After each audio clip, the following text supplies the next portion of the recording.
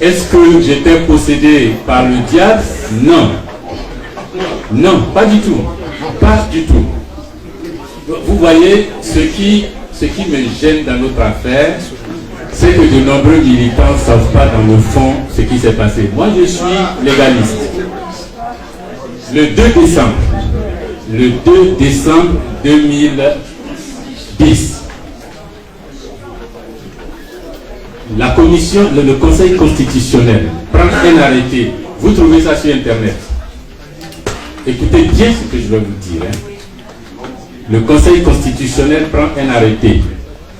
Sur requête du candidat Laurent Gbagbo, la commission électorale est dessaisie de ses pouvoirs. Vous êtes au courant de ces... Sur requête du candidat Laurent Gbagbo, la commission électorale est dessaisie de ses pouvoirs. C'était conforme à quoi? C'était conforme à rien du tout. Le délai, les textes disent, si vous voulez, je reviens là-dessus, les textes disent, nos textes sont clairs, que la commission électorale a 3 jours pour transférer les PV au Conseil constitutionnel. Nulle part il est dit 3 jours pour proclamer les résultats. On dit 3 jours pour transférer le droit, c'est le droit, les termes sont.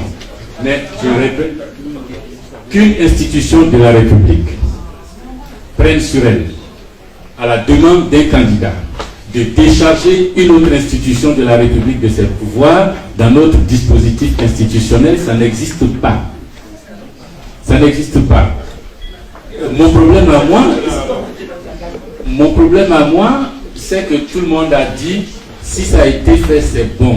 Moi, j'ai été prudent. J'ai dit, ça, ce n'est pas bon.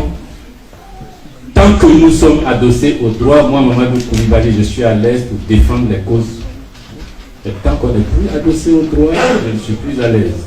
Et c'est le 3 décembre que la même commission électorale prend une autre décision pour dire, maintenant que nous avons pris les pouvoirs du conseil de la commission électorale, nous pouvons éliminer les résultats de Bouaké, Korobo, Katiola, Ferke, etc.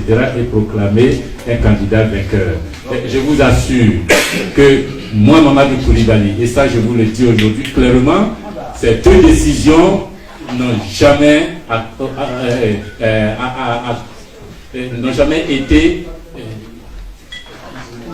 fait partie de mon consentement, de mon assentiment, n'ont jamais obtenu cet assentiment. Pour moi, c'était pas normal.